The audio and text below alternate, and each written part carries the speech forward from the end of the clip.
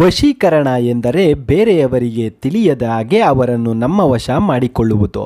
ಇದರಲ್ಲಿ ಪ್ರಮುಖವಾದ ವಿಷಯ ಏನೆಂದರೆ ಇದನ್ನು ಕೆಟ್ಟ ದುರುದ್ದೇಶದಿಂದ ಮಾಡಬಾರದು. ಹಾಗೆ ಮಾಡಿದರೆ ನಿಮಗೆ ದಕ್ಕುವುದಿಲ್ಲ. ವಶೀಕರಣವನ್ನು ಸಾಕಷ್ಟು ವಿಧಾನದಲ್ಲಿ ಮಾಡುತ್ತಾರೆ. ಒಂದೊಂದು ರೀತಿಯಲ್ಲಿ ಇರುತ್ತದೆ. ಆದರೆ ಫಲಿತಾಂಶ ಮಾತ್ರ ಒಂದೇ ಆಗಿರುತ್ತದೆ. ಒಂದೊಂದು ಬಾರಿ ಬಹುಬೇಗ ಫಲಿತಾಂಶ ಸಿಗುತ್ತದೆ, ಕೆಲವೊಮ್ಮೆ ತಡವಾಗಿ ಫಲಿತಾಂಶ ಸಿಗುತ್ತದೆ. ಒಂದು ದೀರ್ಘ ದೃಷ್ಟಿಯಿಂದ ಈ ಕೆಲಸ ಮಾಡುತ್ತಿದ್ದರೆ ಒಳ್ಳೆಯ ಫಲಿತಾಂಶ ಸಿಗುವುದು ಗ್ಯಾರಂಟಿ.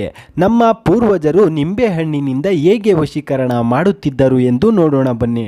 ಅದಕ್ಕೂ ಮುನ್ನ ಈಗಲೇ ವಿಡಿಯೋ ಲೈಕ್ ಮಾಡಿ ಮತ್ತು ನೀವಿನ್ನು ನಮ್ಮ ಚಾನಲನ್ನು ಸಬ್ಸ್ಕ್ರೈಬ್ ಮಾಡಿಲ್ಲ ಅಂದರೆ ತಕ್ಷಣ ವಿಡಿಯೋ ಕೆಳಗಿರೋ ಸಬ್ಸ್ಕ್ರೈಬ್ ಬಟನ್ನ ಪ್ರೆಸ್ ಮಾಡಿ. ಒಂದು ನಿಂಬೆಹಣ್ಣಿನ ಮೇಲೆ ನೀವು ಯಾರನ್ನು ವಶೀಕರಣ ಮಾಡಿಕೊಳ್ಳಬೇಕು ಅಂದುಕೊಂಡಿದ್ದೀರೋ ಅವರ ಹೆಸರು ಮತ್ತು ಪ್ಲಸ್ ಸಿಂಬಲ್ ಹಾಗೂ ಸ್ವಸ್ತಿಕ್ ಸಿಂಬಲ್ ಅನ್ನು ಬರೆಯಬೇಕು.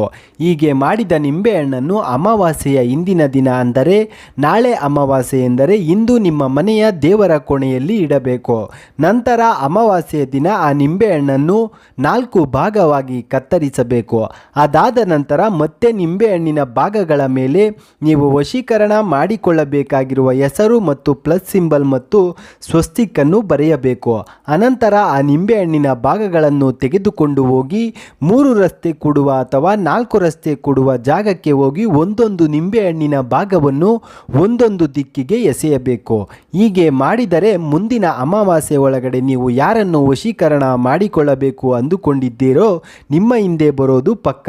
ಈ ಮಾಹಿತಿ ಇಷ್ಟವಾಗಿದ್ದರೆ ಈಗಲೇ ಈ ವಿಡಿಯೋ ಲೈಕ್ ಮಾಡಿ, ಶೇರ್ ಮಾಡಿ ಮತ್ತು ತಪ್ಪದೆ ನಮ್ಮ ಚಾನಲನ್ನು ಸಬ್ಸ್ಕ್ರೈಬ್ ಮಾಡಿ.